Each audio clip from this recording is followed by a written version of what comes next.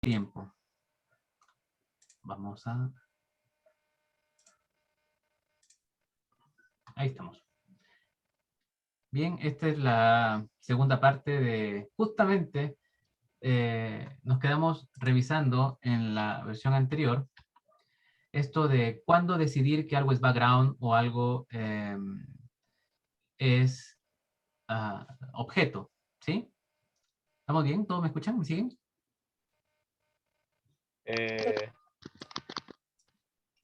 Ya, perfecto, perfecto. Sí, yo escucho bien. Ya, gracias. Entonces, habíamos dicho que cuando un anchor se intersecta por más del 0.7 con un rectángulo del ground fruit, decimos que eso es positivo, por lo tanto debe entrenarse su clasificador de objeto como 1, debe dar 1, y hay que entrenar los parámetros adecuados a ajustar el anchor hacia el objeto. Y si es menor que 0.3, el intersection of the union, entonces decimos que no es objeto, por lo tanto, tiene que aprender simplemente que el clasificador debe decir que no es objeto, nada más. Eso. ¿Ok? ¿Y qué pasa con los valores entre medio? Porque van a haber anchors que intersecten poquito o intersecten a un nivel de 0.5, mayor a 0.3 y menor que 0.7. ¿Qué hacer en esos casos? En este modelo se evita entrenar con ese tipo de información porque es confusa, ¿no? Como que hay mucha incertidumbre y eso no le hace bien al modelo. Bueno, estos parámetros pueden aumentar un poco el background o bajar el rango de los positivos, se puede tunear esto Profesor, de acuerdo a cada problema, ¿sí? ¿y ese 0,3 y 0,7 tienen alguna propiedad matemática o solamente se No, no, sacan no, como no, debajo de la manga? Ah, ya, eso a mano que ellos probaron para un dataset grande, ya, ok, nada más. ok. Eso. Sí, no, no, esto no tiene mayores propiedades. De hecho, sería interesante hacer toda una teoría de eso, pero no, no existe hasta ahora, lamentablemente. Bueno, hasta aquí termina la parte de detección de objetos.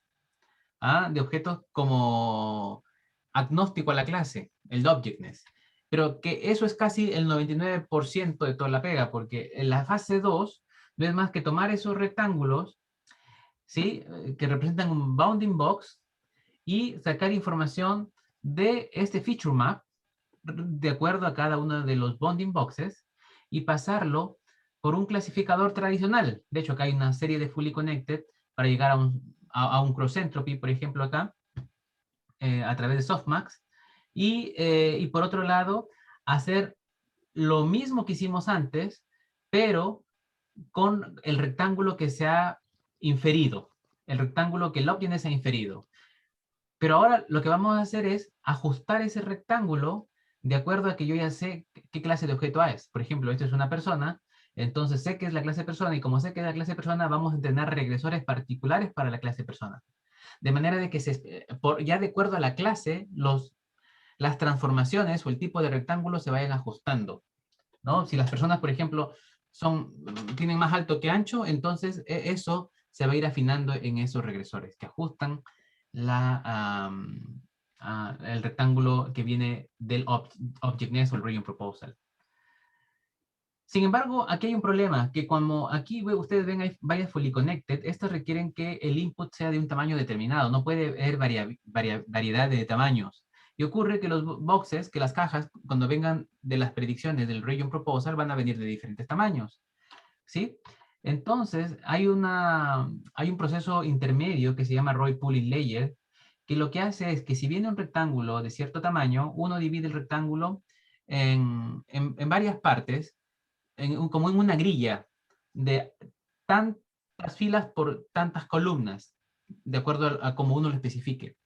Lo que estamos haciendo es que un rectángulo cualesquiera finalmente se convierta en un ancho y alto de cierto tamaño. Es decir, por ejemplo, si viene un rectángulo de 256 por 256 o de 50 por 50, y yo defino de que los rectángulos deben ser aquí, a este nivel, de 16 por 16, entonces lo que hago es cualquier rectángulo que venga se divide en 16 por 16 partes. Y de cada una de las partes, como está aquí, se saca un promedio. Es decir, cada una de las celdas en las que se dividió este rectángulo colabora con un valor. Y ahí tengo los 16 por 16 valores. Esto es el Roy Pooling Layer. No tiene más que estandarizar las regiones que vienen del region proposal, de manera que todas tengan el mismo tamaño. Y con esto clasificamos y ajustamos el regresor. Este es cómo se ajusta el regresor. Al igual que el caso de los anchors, pero acá ya no tengo anchors, lo que tengo son una región propuesta, una región candidata, que tiene los 4 parámetros, y tengo un ground truth, que es la verdad. Posiblemente todavía hay error aquí entre el objeto y el ground truth, porque el objeto se entrenó agnóstico a la clase, pero cuando uno lo entrena ya conociendo, consciente de la clase, los ajustes o el rectángulo van a ser más precisos, ¿no? Entonces aquí se trata de transformar, de volver a transformar este P para que se aproxime más a G, al igual como lo hicimos en el caso de los anchors. Pero aquí, recuerden, ¿qué pasa con los anchors? No hay más anchors porque yo ya tengo un rectángulo base. En el caso del uso de anchor era porque yo no tenía información de dónde están los objetos, no tenía los rectángulos. Ahora ya tengo, que es las predicciones. Ok, bueno, esta es la decodificación. Y finalmente, este es el modelo completo. Tengo la red que viene por aquí con la información de la imagen, tengo el feature map, entreno el region proposal, conforme tenga regiones de interés, voy clasificando. Y esto se hace en forma alternada, fíjense, voy entrenando un branch y luego paso a otro branch. Entreno un branch y luego paso a otro branch. Y así vamos intercalando. Esto es lo que dio buenos resultados a este Faster RCNN. Fíjense que antes, aquí el classification se llamaba fast porque solamente tenía esta fase de clasificación. Y la region proposal se hacía de otro modo, no se hacía como parte de la propia red, se hacía con otros algoritmos más ad hoc y que no tenían que ver con deep learning. Más o menos del 2012 era ese algoritmo que se llamaba selective search. Hoy en día todo esto es parte de un solo modelo y es un end-to-end model, ¿no? Aquí, ejemplos de detecciones, fíjense, esto es para el dataset de Coco. Coco es un dataset que tiene 80 tipos de objetos, 80 clases. Se puede descargar, no es muy grande, tiene como, no recuerdo exactamente, pero tiene como 120.000 imágenes, me parece. Y en este tiempo, antes que sea popular ResNet, se ocupaba BGG. Hoy en día el backbone de los detectores es básicamente una ResNet. Y acá están algunas métricas que vamos a ver en un ratito, como por ejemplo, acá también se mide mean average precision, pero dense cuenta de que aquí hablan de mean average precision, pero con cierto valor, cierto valor real, aquí dice 0.5. ¿Qué significa esto? Esto es el intersection over union que uno utiliza para decir que algo es como objeto o no es objeto. Entonces, este valor que ustedes van a encontrar aquí en los maps tiene que ver con esa intersection over union. Hay algunas métricas que ocupan como intersection over union no solo un valor, sino diversos valores y luego sacan el promedio. Si yo aumento el intersection over union, significa que soy más exigente. Y como soy más exigente, voy a dejar de recuperar algunos objetos de interés. Y por lo tanto, la precisión, o mejor dicho, el desempeño va a comenzar a decaer. Y al comenzar a decaer el desempeño, voy a tener una precisión promedio más baja. Fíjense, paso de 41 en el punto 5, pero cuando promedio todos paso a 21.2. Esto es con el dataset de Coco, datos de validación. Entonces, Faster RCNN, aquí usando el Region Proposal, alcanza 41.5 en dataset de Coco con map.5 y 21.2 con un promedio de diversos maps. Voy a explicar un poco esta métrica, ¿no? que es muy similar a la métrica de retrieval, de búsqueda por similitud, ¿no? En el que ahora lo que recupero son rectángulos nada más. Algunos son buenos, otros son falsos positivos. Eso es lo que vamos a ver ahora. Bien, realmente aquí debía haber hecho el time for a break, pero bueno, los audífonos nos jugaron una mala pasada ahí, ¿no? Bueno, sigamos para recuperar ese tiempo.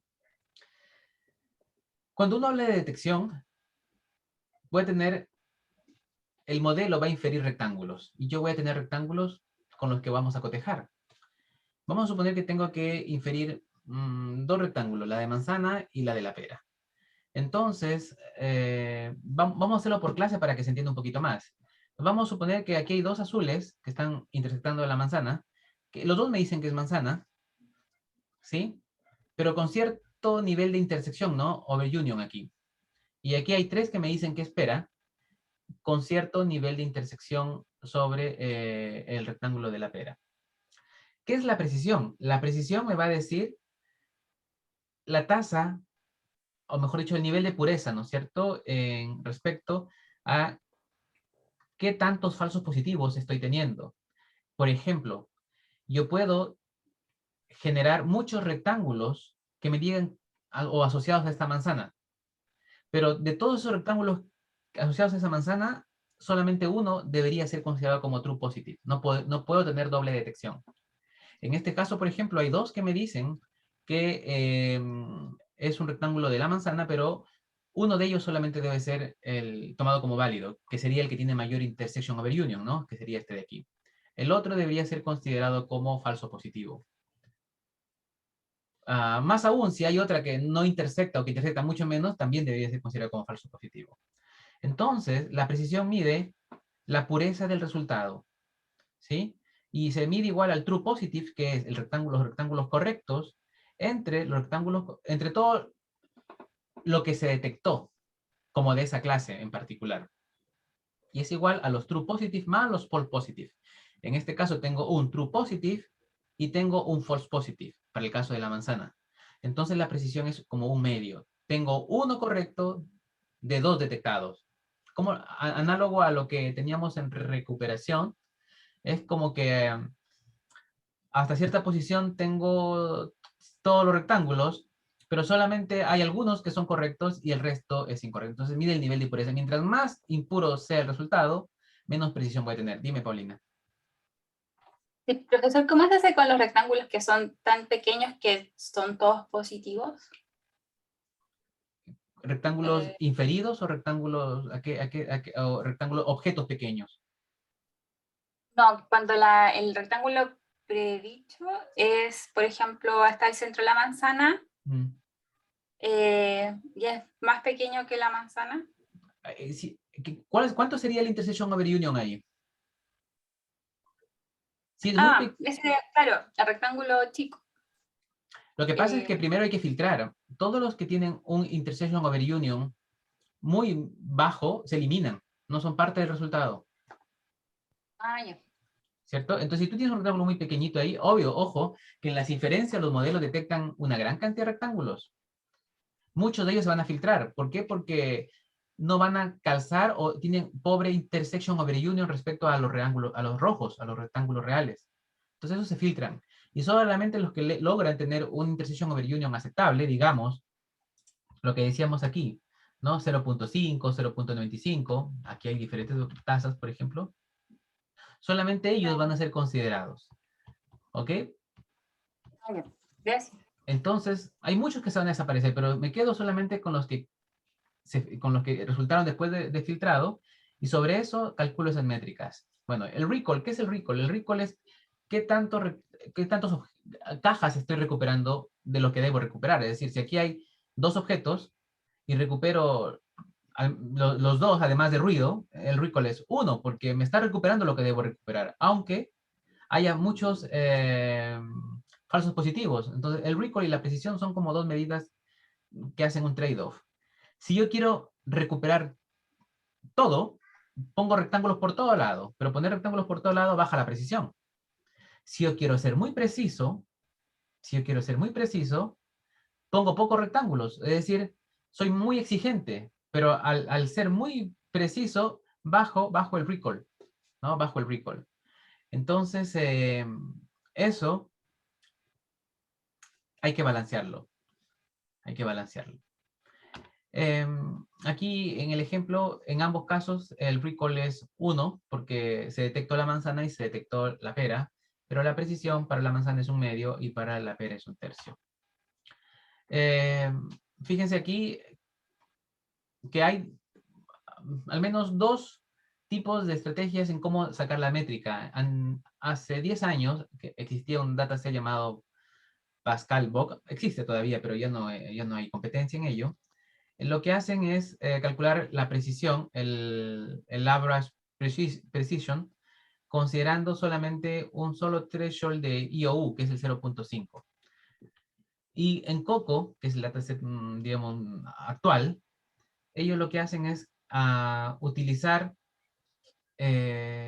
un map o un average precision para 10 diferentes valores, del 0.5 al 0.95, variando en pasos de 0.05. Entonces, para cada uno de estos IOU, calculan la métrica de precisión, esta métrica de aquí. ¿Ok? Y, perdón, pero aquí. Y ahí quería mostrarles el resultado. Entonces, aquí, por ejemplo, se está calculando el map para un solo valor de intersection over union, mientras que en el otro se está evaluando para diferentes valores. Para diferentes valores.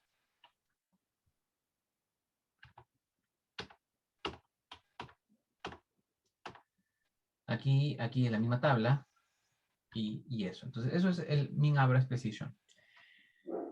Bueno, antes de terminar hoy, en unos 10 minutos más, 15 minutos, quería contarles de un modelo que difiere de FASTER y que se desarrolló en paralelo y que también tuvo grandes contribuciones a los modelos actuales, que es el modelo YOLO. Y esto difiere particularmente porque es un modelo enfocado en la eficiencia y por eso se llama One Stage Object. En el otro era Two Stage. Este solo tiene un forward y en un forward tratamos de hacer toda la pega que hicimos con FASTER.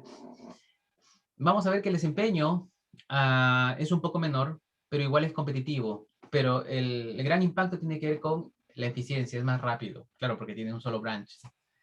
Entonces, la idea es, en general, muy similar.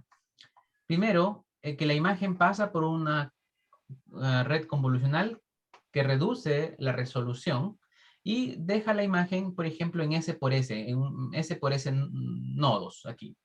¿Sí? Esto de aquí es la representación que hicieron YOLO de el feature map, en donde tengo S por S, neuronas, ¿no? Cada uno de ellos representado por un vector de características. Se entiende mejor el siguiente esquema. Y lo que vamos a hacer aquí es, o lo que se propuso aquí, que también fue el 2015, más o menos, ¿sí? Es que dado que tengo un rectángulo que aprender, voy a elegir una neurona encargada de inferir ese rectángulo. Y solo una, en caso de FASTER, eran todas aquellas que generaban anchors con cierta intersección. Dicho sea de paso, este modelo YOLO no utiliza anchors. De hecho, no sabía que existían los anchors, porque eran trabajos en paralelo entre FASTER y YOLO. Entonces, lo que propusieron ellos es algo similar, pero sin conocer la idea de anchors. Entonces, tengo un rectángulo y solamente una neurona se va a encargar de ese rectángulo. ¿Cuál? Aquella que contenga el centro del objeto. Si este centro del objeto cae aquí, entonces esta es la neurona que debe encargarse de inferir ese rectángulo. Por lo tanto, la neurona encargada de inferir el perro está por acá, más o menos, y de la bicicleta está por aquí. ¿Ok? Más o menos en el centro del objeto. Ahí está el perro. Y para cada una de estas neuronas vamos a decir justamente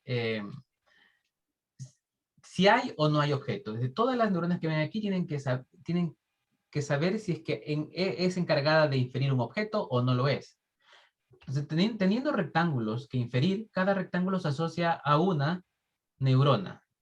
¿Sí? El perro tendrá otra neurona, la bicicleta otra neurona. Y el resto simplemente se pone como background. No corresponde a ningún objeto. Y luego, además de inferir que hay un objeto, tengo que inferir la clase del objeto. Eso es dado que tengo un objeto, y eso lo vamos a ver también. Pero algo interesante de YOLO es que se propuso que los parámetros que definan al rectángulo, o sea, los X, Y, W y H, no tengan alta variación, sino que más bien varíen entre 0 y 1 para facilitar la convergencia. Eso quiere decir que el ancho y alto de un rectángulo se dividía por el ancho y alto respectivamente de la imagen. Así, W y H no podían pasar de 1, ¿sí? Porque finalmente se va a dividir entre el W, entre el ancho total de la imagen y el alto de la imagen. Es decir, no pueden pasar de 1. Y el X y el Y, que representa el centro del rectángulo, se va a representar como un offset relativo respecto de la esquina superior izquierda, donde empieza la celda, ¿no es cierto? La celda real en la que se dividió la imagen. Entonces, fíjense, si esta celda de acá empieza en la 149, 149, y este punto de aquí del centro es 220,190, lo que hacemos es, le restamos el 149 para calcular el offset aquí y el offset en alto. Tengo los offset, y ese offset se divide entre el tamaño de la celda, que en este caso se supone que es 149. Y eso hace que el X y el Y me dé un valor relativo respecto a la celda en donde cae el objeto. Fíjense, eso hace también, además, que no en cualquier lugar aparezca este objeto, sino que tiene que aparecer cerca a su centro. Entonces, no... con el modelo Faster RCN, como no había esos límites, en realidad un objeto podía aparecer muy lejos de su punto de inferencia, porque finalmente hay un offset que no estaba controlado. Aquí no, aquí los offsets se controlan. Entonces, esto es de algún modo es una contribución de YOLO también a los métodos del estado del arte. Entonces, dado que yo tengo un objeto, como el árbol que ven aquí, y elijo un nodo para entrenar, lo que tengo que hacer ahora es entrenar el rectángulo que corresponde a este objeto. Para flexibilizar el entrenamiento, en YOLO se utiliza, o en la versión 1 al menos, se utiliza algo similar al Anchor, pero que no lleva el nombre de Anchor. Y lo que hicieron ellos es entrenar diversos boxes, diversos grupos de boxes. Por ejemplo, 3. Pero que no se entrenan al mismo tiempo. Al inicio, estos boxes son aleatorios, pero representan un box alrededor del punto rojo. Y cada box va a tener un X, un Y, un W, un H, que representa lo que ya he mencionado aquí, y un valor de certeza que tiene que ver con aprender o con ir aprendiendo o ir calculando de algún modo la intersección o el IOU que tiene este box aprendido respecto del box real, ¿sí? Entonces, si yo digo que voy a entrenar 3 boxes, en realidad no voy a entrenar 3 boxes, voy a entrenar alguno de ellos. ¿Cuál? Aquel box que tenga la máxima intersección con el rectángulo real.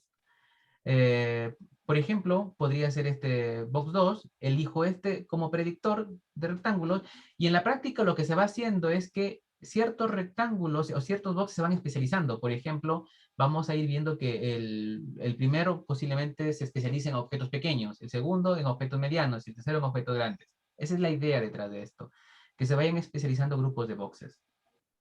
Entonces, cada box tiene 5 parámetros ahora, X, Y, W, H y un valor de certeza que corresponde a la intersección sobre la unión de el box que estamos infiriendo sobre el box real. ¿Sí? Dicho sea de paso, justamente que se va a entrenar o se va a ir afinando aquel box que represente el mayor IOU sobre el rectángulo real. ¿Ok? Entonces, dado que en este nodo ocurre un objeto, además de entrenar el regresor, tengo que entrenar su clase. Esto, si es de la clase árbol, debe una clase aquí del 1 al k debe representar la clase árbol y esa debe ser valor igual a 1. Mientras que el resto, ahora voy Matías, mientras que el resto debería aprender un valor c igual a 0, porque el resto de puntos no corresponde a algún objeto. Entonces el c debería ser 0. Y no me preocupo de entrenar clase porque no hay ninguna clase ahí. Y tampoco me preocupo de entrenar X, Y, W, H porque no corresponde a ningún objeto. No tengo rectángulo que aprender. Dime, Matías. Profesor, y entonces, ¿y qué pasa si el grid es muy chico y el objeto es demasiado grande? Igual Claro. lo va a detectar. Si el grid es o sea, el grid no puedes, lo que pasa es que normalmente, cuando dices grid muy pequeño, te refieres a que la resolución ha Claro. disminuido mucho, tienes O pocas sea, me celdas. refiero a que el cuadrito de cada malla, o sea, el cuadrito o sea, cada cuadrito de la malla es muy chiquitito. Entiendo. Es que lo que pasa es que normalmente estos cuadraditos o las grillas tienen poca resolución, o sea, tengo pocas celdas, porque estoy en las capas profundas, donde tengo pocas celdas.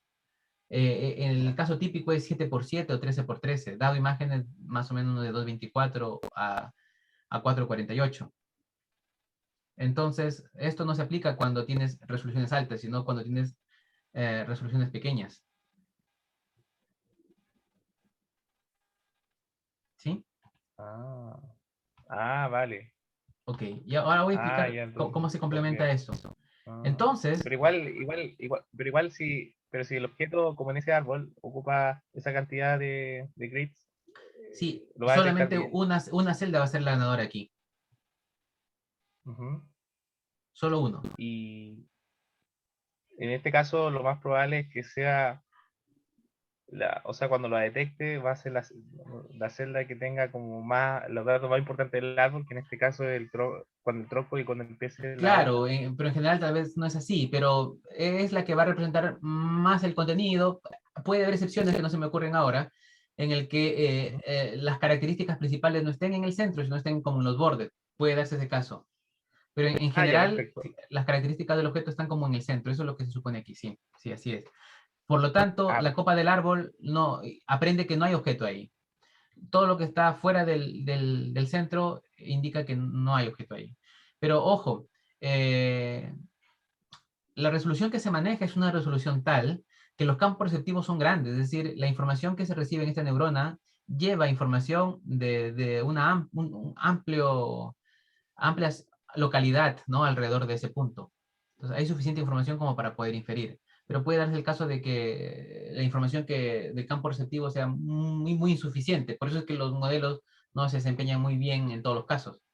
Vamos a ver justamente ahora algunos problemas. Pero entonces, Interesante. tengo B boxes que inferir. Acá está el B, abajo, fíjense, por 5. ¿Por qué por 5? Porque tengo 5 parámetros para cada box. ¿Y por qué más K? Porque si ocurriera un objeto en alguno de ellos, tengo que entrenar K clasificadores. ¿Cómo se hace esto?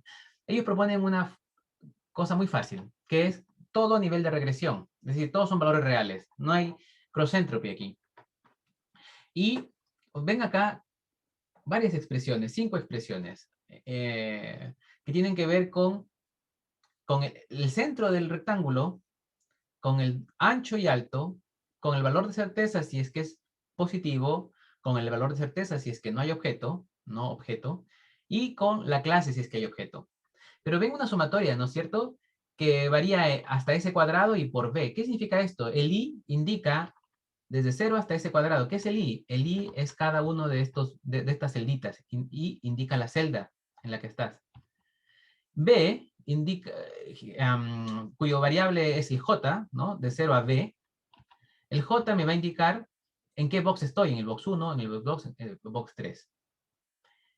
Y hay una función como característica que va a ser 1 o 0 si es que hay un objeto en ese box de esa celda. Dense cuenta de que solamente para un objeto se va a activar una posición, un i, y un box, y un j.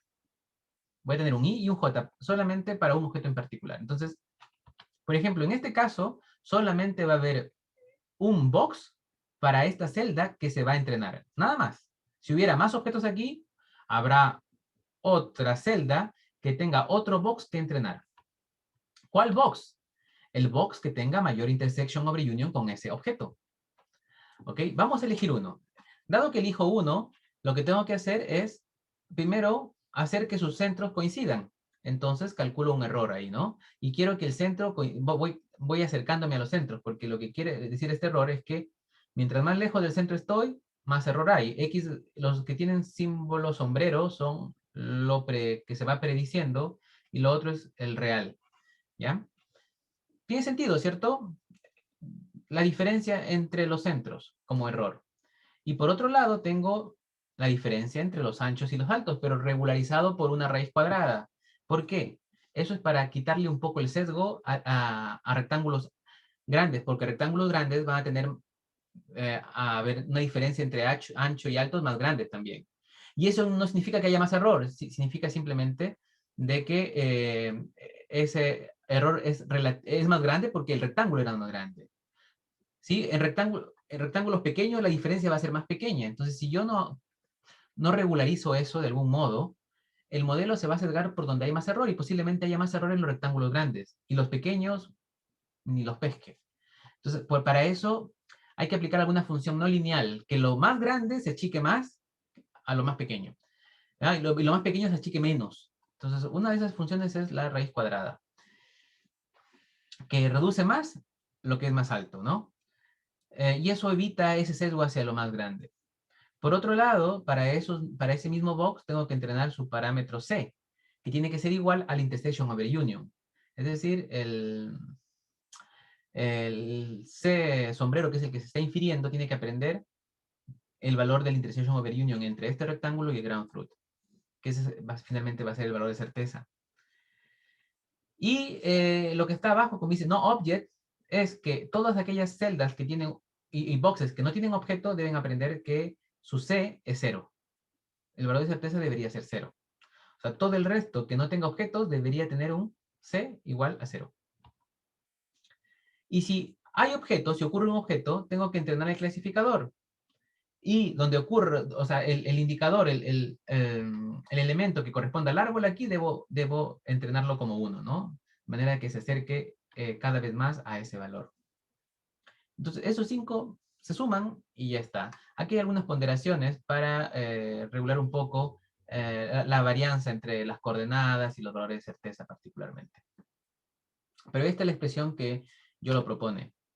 Y aquí está, tengo un backbone y finalmente un head de predicción. Y la predicción no es más que un conjunto de canales, ¿no es cierto? Donde el alto y ancho depende de la resolución en la que estoy. Y la cantidad de canales tiene que ver con el B por 5 más K. Los primeros, aquí en este caso se supone que hay 2 boxes para cada ubicación, el morado y el verde, y se supone que hay 2, entonces el B es 2. Y cada uno de ellos tiene 5 parámetros. Eso de 2 por 5 es 10. Y como están probando en 20 clases, aquí dice 20 clases, tengo que sumarle 20 clasificadores. Eso me da un total de 30 canales. Eso como este ejemplo. 30 canales y cada canal tiene 7 por 7, ¿no? Que sería la resolución en la que se está trabajando, en la primera versión de YOLO. Lo que demostraba aquí, voy a poner aquí YOLO con la BGG, es que el desempeño en el dataset de Pascal, GAS 66.4, era un poco competitivo con FASTER. Aquí está la versión comparable, BGG 16 también, pero tenía como 7 puntos más, ¿no? Sí, el FASTER por su region proposal era mejor, pero resulta de que la eficiencia de YOLO, al tener solamente una pasada, era mucho mejor, de 21 a 7. Bueno, yo les comentaba que YOLO apareció en forma paralela a FASTER. Entonces, hay cosas que en YOLO se dieron cuenta después que era interesante agregar, como por ejemplo la idea de anchors. Así que en su versión YOLO 2, versión 2, ellos agregan ideas, particularmente la de, aquí quiero enfatizar la de el uso de anchors. Y en la versión 2 ellos comenzaron a usar anchors. De hecho, la idea de usar anchors ha sido muy, hasta la actualidad, los anchor-based model son como el estado del arte en técnicas de detección. Bueno, en las mejoras que proponen ellos es agregar back normalization, que ya lo hemos visto. Aumentan la resolución de input, ya no es 224, sino 448. Eso hace que la salida genere una grilla de, ya no de 7 por 7, sino que sea más grande, manteniendo la arquitectura inicial, en este caso 13 por 13. Y el número de anchors o los anchors que ellos ocupan no es tan empírico, sino que hacen un estudio medio data science a través de clustering para decidir cuáles son los mejores anchors a utilizar. Lo hacen a través de clustering sobre el dato de entrenamiento. Y utilizan la misma estrategia de normalizado de las coordenadas. Y dado que su offset no puede ser mayor que 1, ellos al tx y al ti le aplican una función sigmoidal, de manera de que este valor varía entre 0 y 1. Es que, dado que yo estoy en una celda, no puedo moverme de ahí, no puedo tener un offset que salga de este sector, porque estaría degenerando la ubicación, ¿no? Preguntas. Oye, ¿qué tan sensible es a la resolución de la cámara? Esto porque tú hablaste de resolución anteriormente. Sí, la La multiscala. cámara. Vamos a hablar de la multiscala, sí. Definitivamente la escala tiene mucho que ver aquí. La idea de usar Anchor ayuda a manejar diferentes tipos de objetos, pero el procesamiento sigue siendo de una sola escala. Y se van a dar cuenta con los resultados. Bueno, yo les voy a contar ahora alguna cosa. La YOLO versión 2 con respecto a la Faster se acerca más, fíjense, 69 y todavía 73 en Faster, esto en Pascal. Entonces hay una mejora, se acerca casi a 70, así que estamos muy más próximos, pero todavía Faster gana. Pero resulta que la implementación que ellos dieron, hicieron algunas optimizaciones que generaron un desempeño bastante alto en cuanto a los frames por segundo. FPS son frames por segundo. Y fíjense, de 7 que hace Faster, más de 90 hace YOLO. Eso es muy rápido. Entonces, eso está orientado a trabajos de tiempo real. Pero resulta de que cuando se hace un estudio en detalle, ya les expliqué aquí el estudio del MAP, que YOLO versión 2 se acerca más a Faster, pero cuando se hace un estudio con objetos pequeños, small, medium y large, dense cuenta, los small, ¿qué pasa? Un map muy pobre, ¿no? Casi, digamos, muy malo. ¿Y eso por qué? Porque los objetos pequeños, cuando se pasan a la grilla, es decir, un objeto de, digamos, de 50 por 50, se reduce en un factor de 32, llega casi a poca información o desaparecen. Objetos muy pequeños van a desaparecer en el feature map final, siendo que yo estoy sacando la información del feature map. Entonces, para objetos pequeños esto no funciona muy bien. Tienen que ser objetos más o menos grandes para que comience a funcionar mejor. De hecho, cuando son large, es donde funciona mejor. ¿Y eso por qué? Eso porque el modelo que tenemos, aunque intenta simular la diversidad de tamaños, tiene un error en los dos. Y el error es este. Aquí, llegamos, ya llegamos. Este. Que tanto YOLO como Faster utilizan un solo feature map, que es el feature map final. Y ese feature map representa información de una escala determinada. En ningún momento hubo multiescala real. ¿Se dan cuenta, no? Yo tengo, vamos a hacerlo otra vez más atrás para que se den cuenta mejor. Ahí. Yo tengo este componente de residual posiblemente. Y vamos reduciendo la resolución. Y al final me quedo con una resolución muy pequeña. En la primera versión de YOLO era 7x7. ¿Sí? Pero ¿qué pasa si mi objeto era muy pequeño? Tan pequeño que cuando llegó a 7x7 desapareció. Entonces, estos son malos modelos para objetos de tamaños pequeños. No funciona muy bien. ¿Y por qué? Particularmente porque no se hizo un multiscala real. Todos los objetos se infirieron del mismo nivel. Y eso es lo que está mal. Y eso lo vamos a ver el día de mañana, cómo manejar. Vamos a ver el día de mañana cómo enfrentar el multiscala real con algo que se llama Feature Pyramid Network y otra cosa que tiene que ver con la complejidad diversa que hay en una escena. En una escena tengo background que puede ser muy fácil y tengo objetos que pueden ser muy difíciles. Sorry. Entonces, esa diversidad la vamos a tener que aplicar a través de técnicas multiscala y lo vamos a hacer el día de mañana. Bueno, eso por el día de hoy. Vamos a pasar a la parte práctica. Vamos ahí. Vamos a pasar a la parte práctica y Cristóbal está, no sé, ¿les parece si pasamos al tiro a la parte práctica para poder, igual voy a detener el video aquí,